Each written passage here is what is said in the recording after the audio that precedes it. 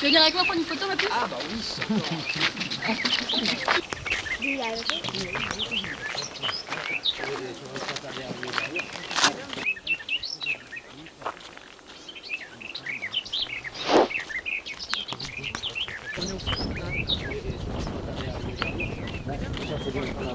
Le château s'appelait à la base le château de la Roche-Goyon. Excusez-moi, est-ce que vous avez une idée pourquoi il s'appelait comme ça? Alors vous allez voir, je vais vous poser plein de questions. Il ne faut pas être timide. Je ne suis pas là pour vous piéger, donc les questions sont simples, les réponses sont encore plus simples. Roche, parce qu'il est construit sur un Rocher. rocher. Vous avez vu, c'est abordable. Okay. Goyon, parce que le seigneur qui l'a construit s'appelait seigneur Goyon-Matignon.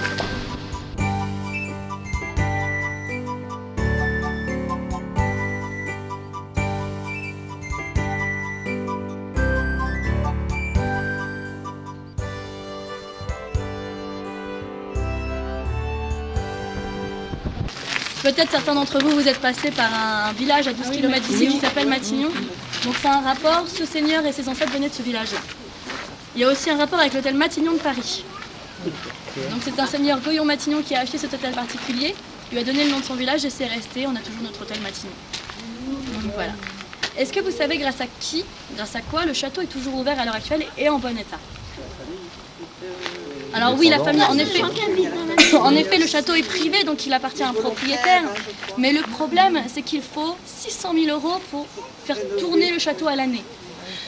Voilà, les propriétaires n'ont pas cette somme, clairement et simplement. En fait, c'est très simple, c'est grâce à vous. Vous êtes le principal mécène du château en payant votre ticket d'entrée. C'est le premier sas défensif situé entre les deux ponts-levis. Ça permettait, si on était attaqué, il fallait déjà que l'ennemi passe le premier pont-levis, c'était pas chose facile. Ils arrivaient ici, ils étaient donc à découvert.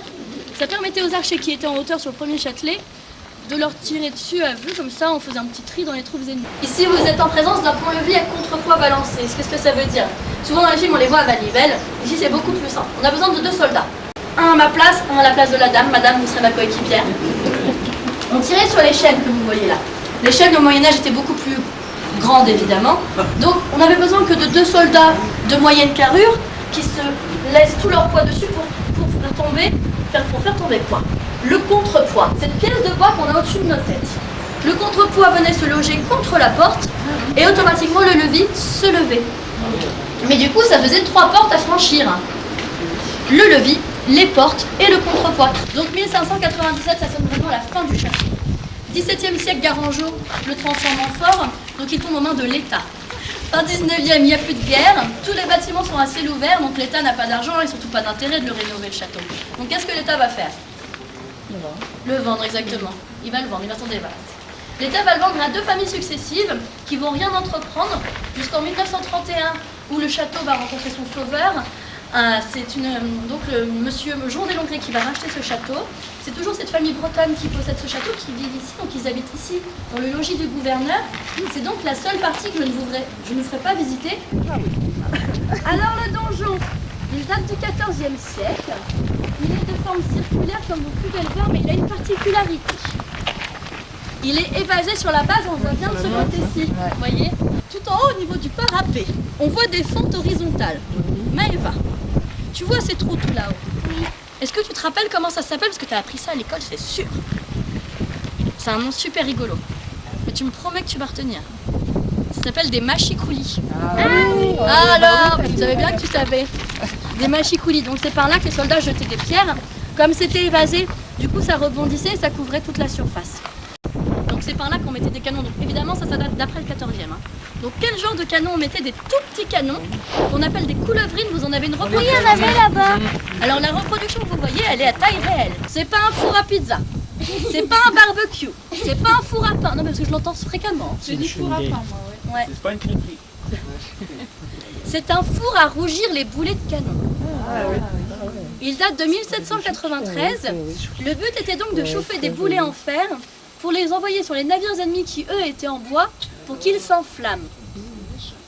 C'est méchant. C'était pas si méchant que ça parce qu'il a jamais fonctionné. Alors, pourquoi il a jamais fonctionné? La première raison, c'est qu'il fallait du bois de qualité, donc ça coûtait bien trop cher. La deuxième raison, c'est qu'il fallait que ça faisait de la fumée. Donc, du coup, les bateaux n'approchaient pas de la côte. La dernière raison, c'est qu'il fallait 4 heures pour chauffer les boulets et 10 heures pour préchauffer le four. Vous imaginez bien qu'en 14 heures, on avait le temps d'être attaqué, qu'on n'avait toujours pas chauffé nos boules. Peut-être voir la queue de poisson. Voilà. Au rez-de-chaussée, c'est la salle des archers. Alexis, le premier qui arrive en haut a gagné.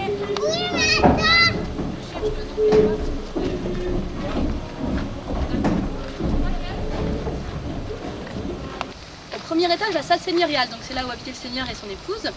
Elle vient tout juste d'être rénovée, cette salle. Il y a une magnifique cheminée et il y a surtout une exposition. L'exposition retrace depuis 1931 tout ce que la famille Jouan des Longrets a entrepris. Je pense qu'on peut prendre des paris ensemble, parce qu'il y a des photos. Vous allez voir les photos, comment ils l'ont acheté ce château.